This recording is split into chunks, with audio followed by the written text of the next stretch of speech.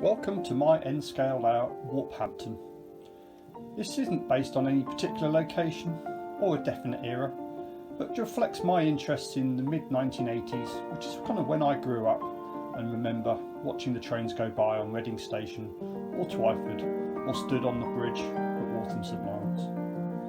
The layout itself is possibly inspired by a layout called Maybury, built by David Goffliffe in the 1980s.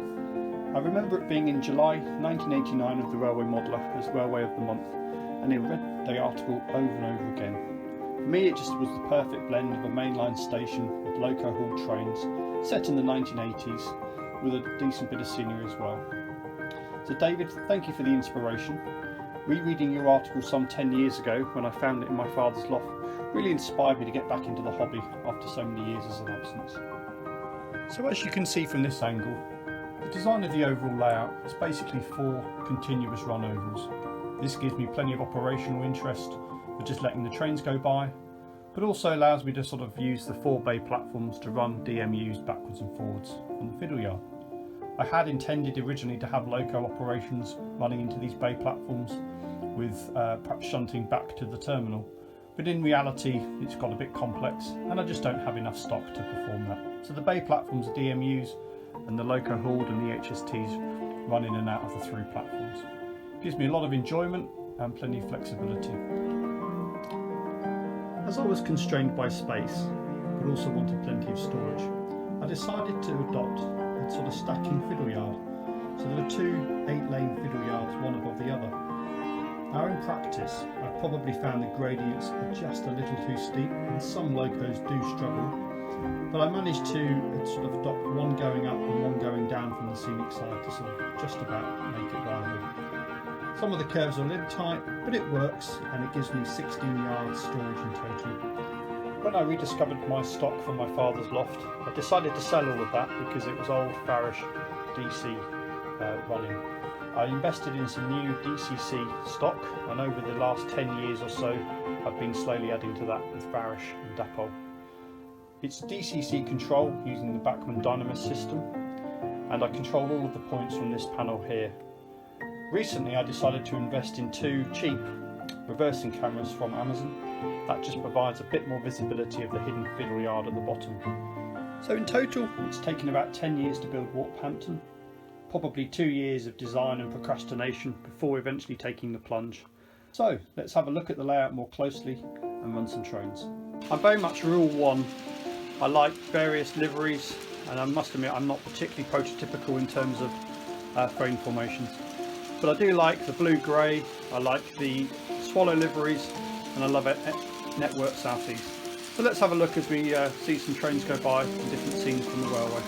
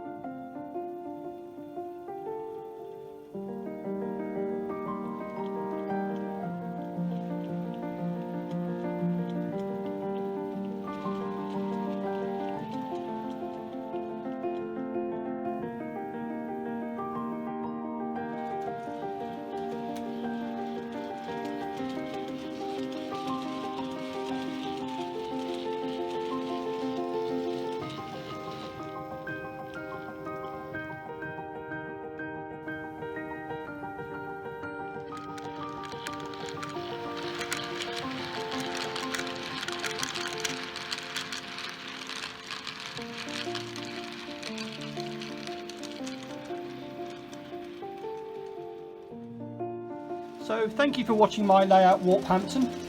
I hope you've enjoyed the last few minutes. I've certainly enjoyed building this over the last 10 years. I hope you enjoy the rest of the exhibition.